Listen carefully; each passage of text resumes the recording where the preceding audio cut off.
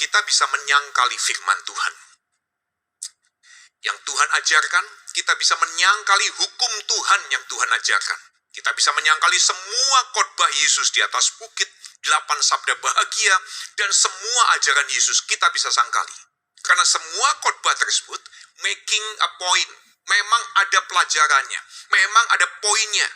Kita bisa sangkali tapi kita tidak bisa menyangkali Tuhan yang making a difference. Tuhan yang berkarya dengan tangan dan kakinya untuk membuat perbedaan. Kita tidak bisa sangkali. Apa yang tangan dan kaki Yesus kerjakan, we cannot deny. We can deny His words. Kita bisa tolak, kita bisa sangkali firman-Nya, hukumnya. Tapi pada saat Anda dihadapkan kepada tangan Yesus, itu tangan yang kasih makan 5.000 orang. Dengan memberkati 5 roti dan 2 ikan. Itu tangan yang memberi makan bahkan 4.000 orang nanti lagi. Ini tangan yang mengolesi mata orang buta yang dia campur dengan ludah dan tanah. Ini tangan yang memegang tangan gadis yang meninggal dan kemudian membangkitkan gadis yang meninggal, memberikan harapan bagi orang tuanya. Ini tangan juga yang menuding sahabat-sahabatnya pada saat dia khotbah. Ini tangan yang mengepal pada saat dia menegur ahli-ahli agama. Tangan yang sama, sentuh orang kusta tanpa ragu. Dan tangan tersebut juga yang mencuci kaki para sahabatnya beberapa malam sebelumnya. Firman-Nya, ajarannya bisa disangkal oleh sahabat-sahabatnya. Mereka bahkan kemudian meninggalkan Yesus pada saat Yesus harus menghadapi derita, ditangkap, semua ninggalin dia. Petrus bahkan menyangkali nama Yesus. Jadi firman-Nya, janjinya, ajarannya, tegurannya bisa disangkali. Tapi pada saat mereka dihadapkan pada tangan Yesus, mereka tidak bisa menyangkalinya. Mereka juga tidak bisa menyangkali kaki Yesus. Kaki yang berjalan ribuan kilometer selama 3,5 tahun memberitakan kabar baik. Kaki yang menemui yang lapar, yang haus, yang berbeban berat, yang sakit. Kaki yang berjalan ke rumah pemungut cukai. Kaki yang menemui wanita Samaria. Kaki yang juga menemui dan berdebat dengan ahli-ahli agama di Bait Allah. Tapi kaki yang sama juga menemui orang gila di Gerasa. Kaki itu juga pernah dibasuh minyak wangi yang mahal dari seorang wanita vulgar. Bahkan kaki tersebut dilap dengan rambut pelacur tersebut. Dan kaki yang sama bawa dia ke Taman Getsemani. Kemudian kaki yang sama tidak kuat menahan tubuhnya yang begitu kesakitan, begitu lama karena dilecut, dihajar, dicambuk. Dan kaki tersebut terjatuh berulang kali pada saat mengangkat salib menuju Bukit Golgota. Tangan dan kaki tersebut penuh dengan luka, bekas luka. Kulit mengelupas di mana-mana. Dan ada 2 lubang besar di tangan kanan dan kiri. 2 lubang besar di kaki kanan dan kiri. Yang tampangnya saja begitu mengerikan. Bekasnya begitu menakutkan. Ini tangan dan kaki dari Allah yang menjadi manusia. Ini tangan dan kaki dari Allah yang di Hebrew Scripture, di kitab sucinya orang Ibrani atau di kitabnya orang Kristen Perjanjian Lama, Allah ini terus berbicara, memberikan 10 perintah, memanggil Abraham dan keturunannya menjadi bangsa pilihan Tuhan, menjadi imamat yang rajani, umat kepunyaan Tuhan. Ini Allah yang terus berbisik, berteriak, menegur, tapi nggak digubris sama manusia. Dan kemudian dia turun ke dunia. Dia lagi-lagi, dia coba khotbah, dia perdengarkan suaranya, dia ngajar di bukit, dia tunjukkan wajahnya, karismanya, kemarahannya, kesedihannya. Ada yang kemudian mengikut dia. Tapi kemudian banyak sekali di akhir hidupnya, Semua orang meninggalkan dia, bahkan membunuh dia dan mati tersalib. Tapi sekarang, bangkit dari kematian, dia nggak ngomong banyak. Dia nggak berfirman lagi. Dia nggak pamer kemuliaannya lagi. Dia bilang, look at my hands and my feet. Lihat tanganku dan kakiku. Kenapa? Anda dan saya bisa menolak firman Tuhan.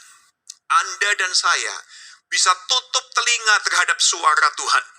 Anda dan saya bisa memalingkan wajah dari wajah Tuhan.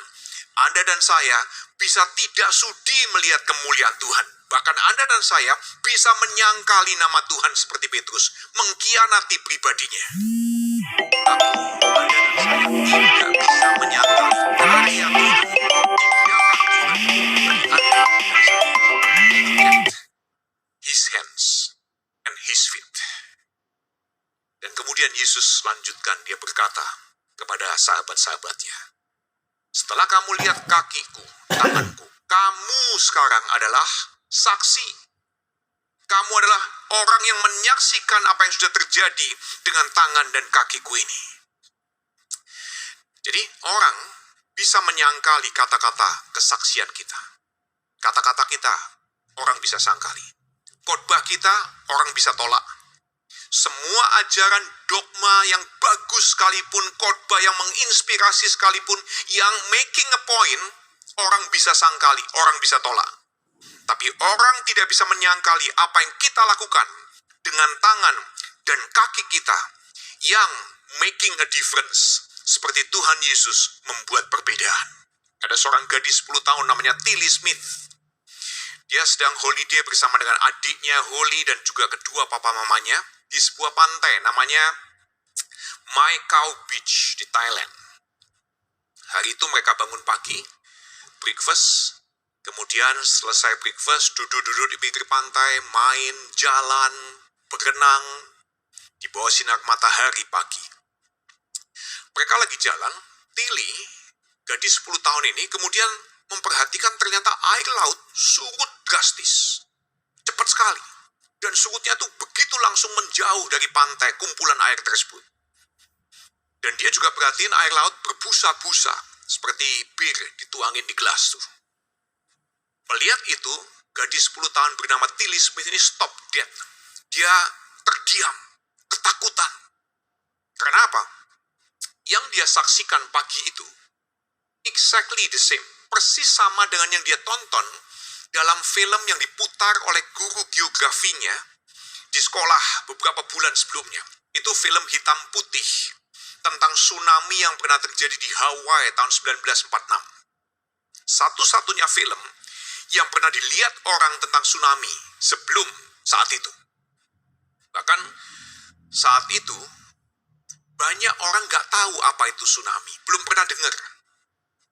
Nah, Tilly sangat yakin dengan apa yang sedang terjadi. Ini abis ini akan bencana luar biasa nih. Jadi dia langsung teriak kepada mamanya gak percaya. Mamanya juga gak pernah lihat film tersebut.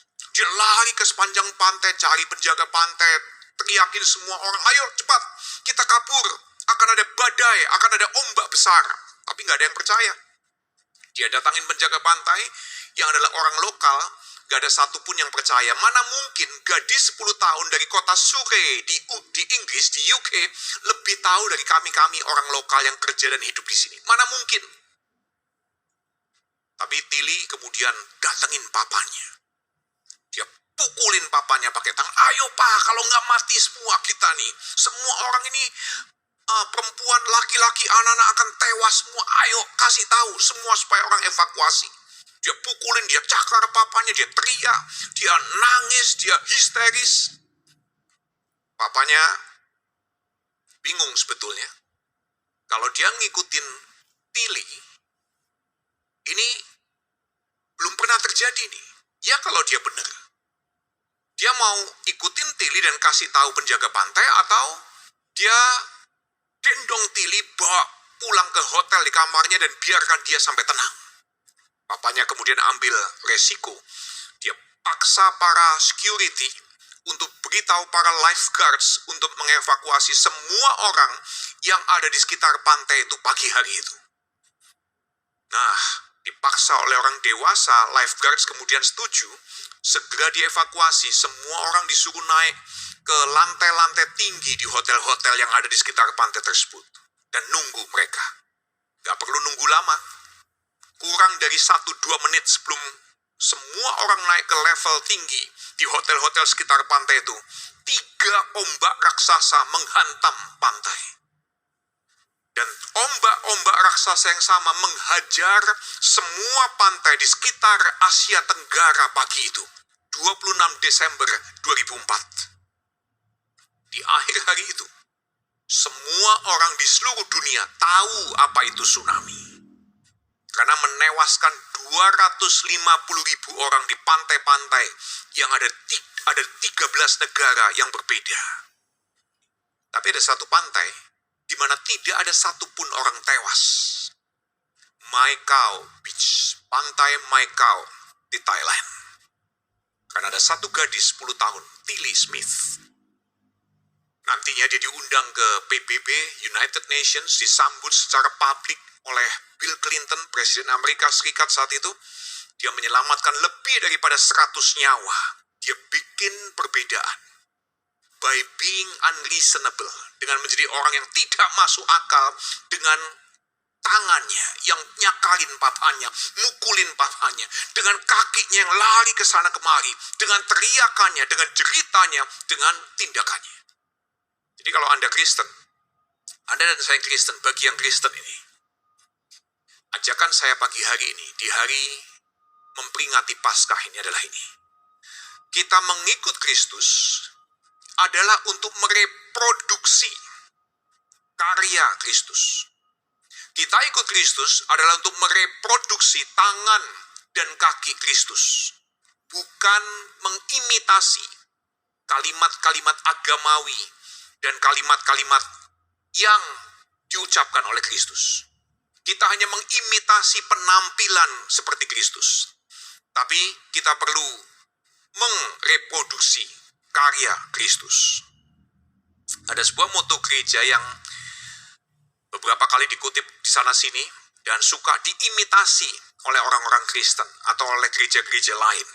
Bunyinya kayak begini, terkenal banget ini kalimat. Kita tidak pakai orang untuk membangun gereja, tetapi memakai gereja untuk membangun orang. Nah, setuju pasti kita. Karena memang kalimatnya bagus. Tapi saya nanya kepada beberapa teman saya, oke, kamu pakai gereja untuk bangun orang. Setelah orang dibangun oleh gereja, orangnya sekarang ngapain? Ternyata orang yang sudah dibangun oleh gereja juga membangun gereja. Ya, jadi ya sebetulnya permainan kata aja. Nah, yang saya mau ajak kita semua mikir adalah ini. Anda mau pakai orang untuk bangun gereja, atau pakai gereja untuk bangun orang, it doesn't matter.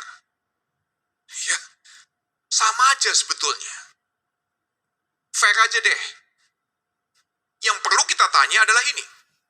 Apakah kita pakai orang untuk bangun gereja yang mereproduksi Kristus? Atau cuma mengimitasi? Anda pakai gereja untuk bangun orang pun kalau hanya untuk mengimitasi Kristus. Jadi Kristus KW. Anda tidak sedang mengerjakan apa yang Tuhan Yesus kerjakan dengan tangan dan kakinya. Jadi yang harus ditanya adalah ini. Are we reproducing Christ? Apakah kita mereproduksi Kristus yang datang bagi orang berdosa? Yang jadi sahabat orang berdosa? Yang mati bagi orang berdosa?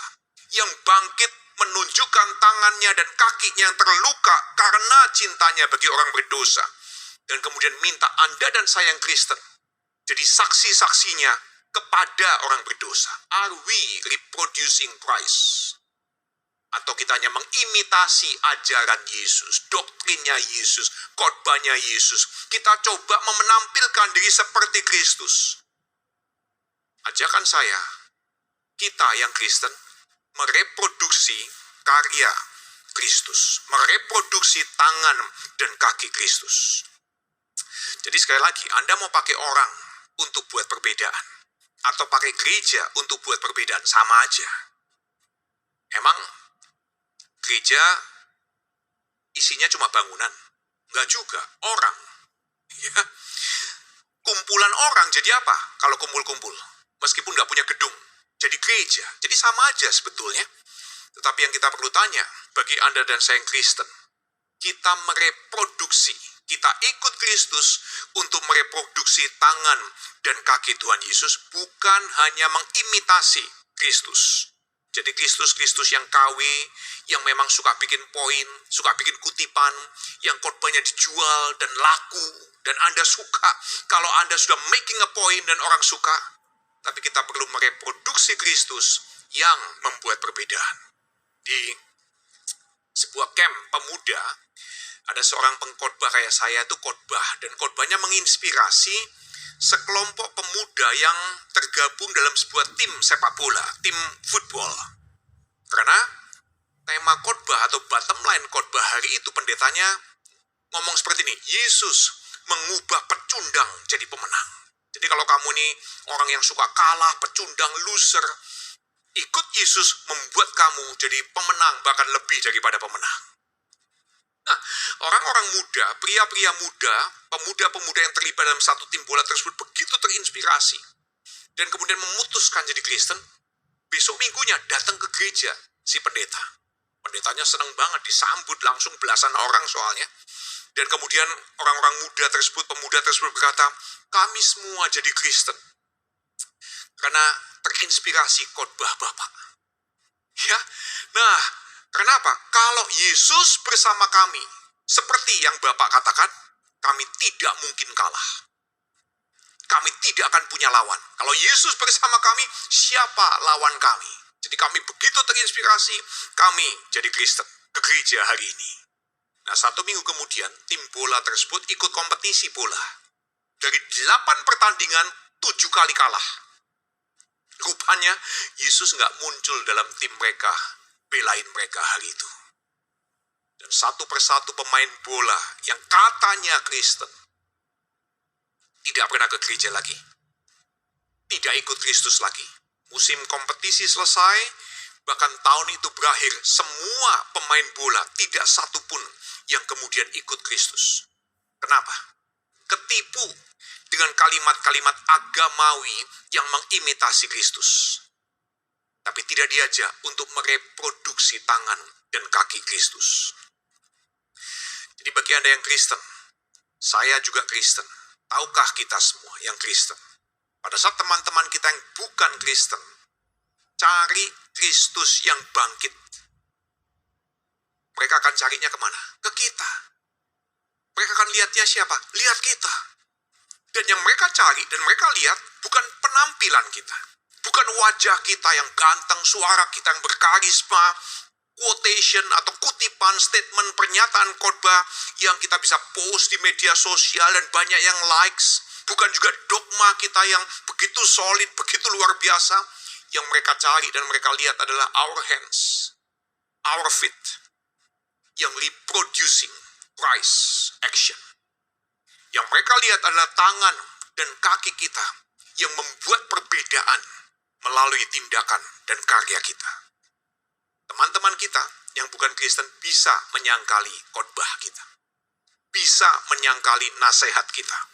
Bisa menyangkali semua dogma kita yang kita buat untuk making a point. Tapi teman-teman kita tidak bisa menyangkali action kita yang kita lakukan dalam membuat perbedaan. Itu bagi yang Kristen. Sekarang bagi teman-teman yang non-Kristen, bagi teman-teman yang bukan Kristen, ajakan saya, undangan saya adalah ini.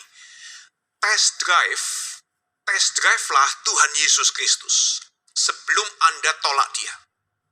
Jadi sebelum Anda memutuskan saya nggak mau bersentuhan dengan Yesus Kristus, atau bahkan ada di antara kita yang juga Kristen memutuskan untuk meninggalkan Yesus Kristus, ajakan saya adalah jangan-jangan Anda yang mau meninggalkan Yesus Kristus, selama ini Anda tidak kenal dengan Yesus. Anda hanya kenal agama Kristen.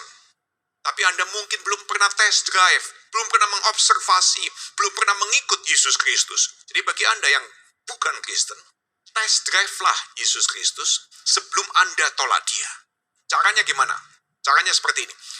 Dengan test drive sebuah komunitas, Sebuah gereja, sebuah klub atau kelompok kecil yang berisi pengikut Kristus. Lihat, perhatiin, observasi, bahkan terang-terangan aja, tes mereka. Tes gereja tersebut, tes komunitas tersebut, tes kelompok kecil tersebut. Apakah kumpulan orang yang mengaku pengikut Kristus ini mereproduksi apa yang Tuhan Yesus kerjakan dengan tangan dan kakinya?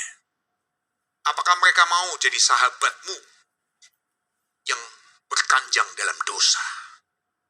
Apakah mereka mau menjadi sahabat Anda, memakai kaki mereka untuk berteman dengan Anda yang addicted to porn, addicted to alkohol, addicted kepada semua hal-hal yang lain yang negatif? Apa mereka mau? Apakah mereka mau pakai tangan mereka untuk cheers gelas-gelas minuman? Tes. Undang mereka untuk duduk ketemu teman-teman Anda semua yang dianggap bejat dan berbeda itu. Tes. Apa mereka mau duduk dengerin kisah Anda di tengah asap rokok, asap vape yang tebal? Apa mereka mau menjadi teman Anda melewati lembah kekelaman yang gelap, menunjukkan kepada Anda anugerah sepenuhnya, dan beritahu kepada Anda kebenaran sepenuhnya, karena keputusan yang Anda buat ternyata salah. Tapi dia tetap mau jadi teman Anda.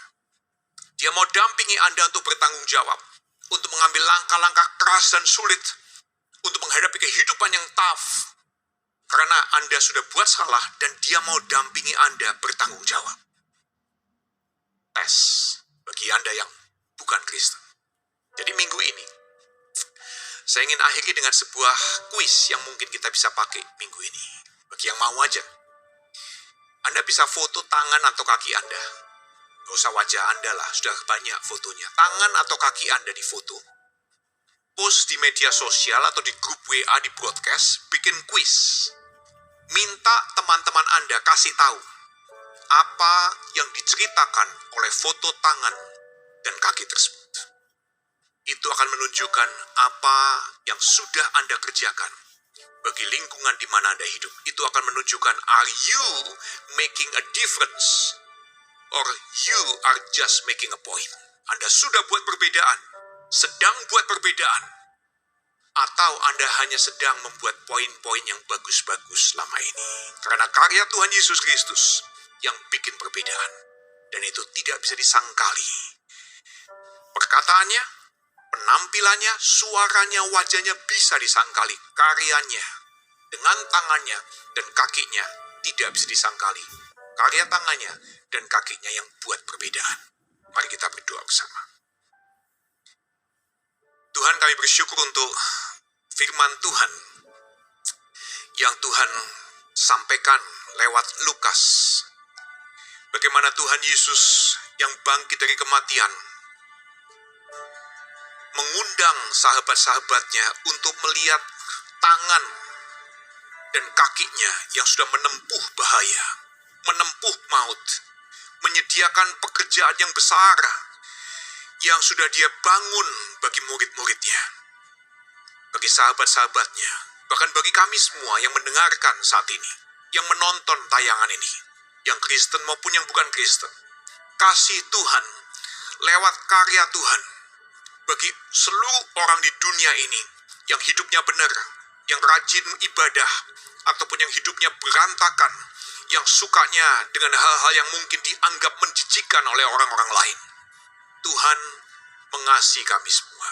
Kami berterima kasih kalau Tuhan sudah melalui maut, bangkit dari kematian, dan menunjukkan kepada kami bahwa kami bisa ikut Tuhan Yesus Kristus, bahwa kami bisa mengandalkan Tuhan Yesus Kristus, bukan hanya mengandalkan janjinya, bukan mengandalkan hanya firman-Nya atau ajarannya, tapi mengandalkan pribadi Tuhan Yesus yang karyanya sudah terbukti dan sudah teruji. Bahkan kalau kami mengikut Kristus, kami pun ingin sekali untuk mereproduksi apa yang Yesus kerjakan bagi lingkungan kami dan dimanapun kami berada. Tuhan memberkati setiap kami yang sudah terlibat dalam pelayanan di depan layar, di belakang layar, yang memberikan persembahan, yang menonton tayangan ini, yang akan mengaplikasikan apa yang sudah Tuhan Yesus ajarkan selama minggu ini. Kami akan bekerja, kami akan berkarya di perusahaan, di lingkungan sosial, di pertemanan, di dunia pelayanan, di dunia politik, di dunia entertainment, dimanapun kami berada. Dan kami akan mereproduksi Kristus di area yang Tuhan percayakan kepada kami. Kiranya berkat anugerah dari Allah Bapa, Tuhan Yesus Kristus, dan Roh Kudus menyertai kami semua, dan menolong kami untuk terus mencerminkan Tuhan Yesus dalam setiap sisi hidup ini. Dalam nama Tuhan Yesus kami sudah berdoa. Amin. Tuhan Yesus memberkati kita semua. Selamat Paskah. Ya, saudaraku, itu tadi dari Bapak Jason Budi Prasetya. Jason Budi Prasetya berarti 26 menit itu dari beliau. Saya putar dari YouTube yang berjudul Creating Churches for People Who Don't Like Church, Our Vision. Itu visi daripada kelompok Jason Budi Prasetya.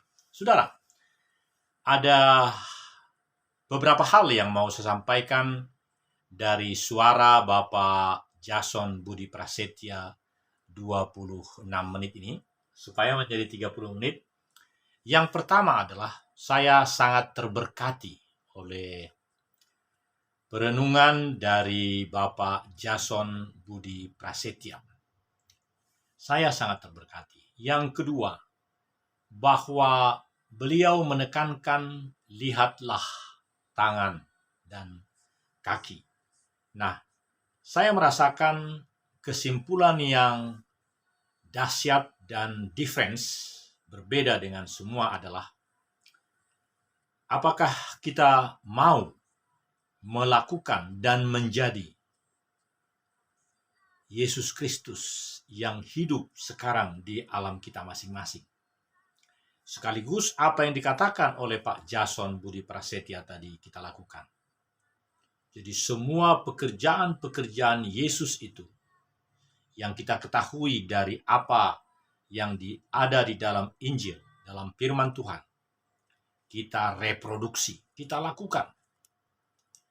Kenapa? Karena memang untuk itulah kita dipanggil. Kita tidak dipanggil hanya mengucapkan, tidak. Tapi kita dipanggil berpikiran dan perasaan dan sekaligus melakukan seperti apa yang dilakukan oleh Tuhan Yesus Kristus. Yang ketiga, yang terakhir saudara-saudara, saya berkeyakinan bahwa apapun yang menjadi sikap kita, perbuatan kita, pekerjaan-pekerjaan kita, semuanya itu akan dinilai, akan dinikmati oleh semua orang kalau itu bagaikan tangan dan kaki Tuhan Yesus. Artinya, segala perbuatan, segala sikap, segala gaya yang berbeda dari semua orang pada waktu itu yang dilakukan oleh Yesus, kita pun niscaya melakukan. Ingat Nona Tile yang di Thailand itu.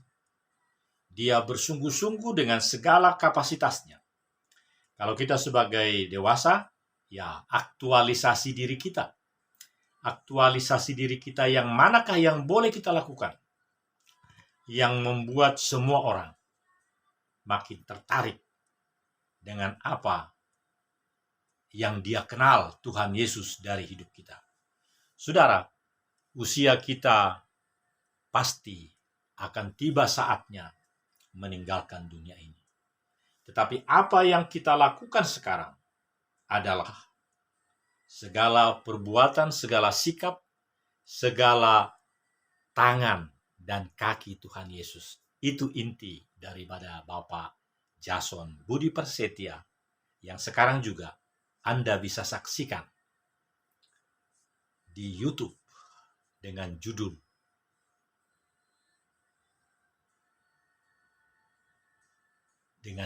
apa? Dengan judul Beyond the Hands and Feet Easter Sunday.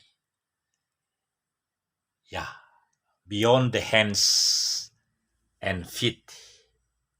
Beyond the Hands and Feet, garis datar, Easter Sunday 14 April 2021 jam 11 oleh Bapak Jason Budi Prasetya. Sudah ditonton oleh 566, primer 4 April 2021. Shalom, Tuhan berkati.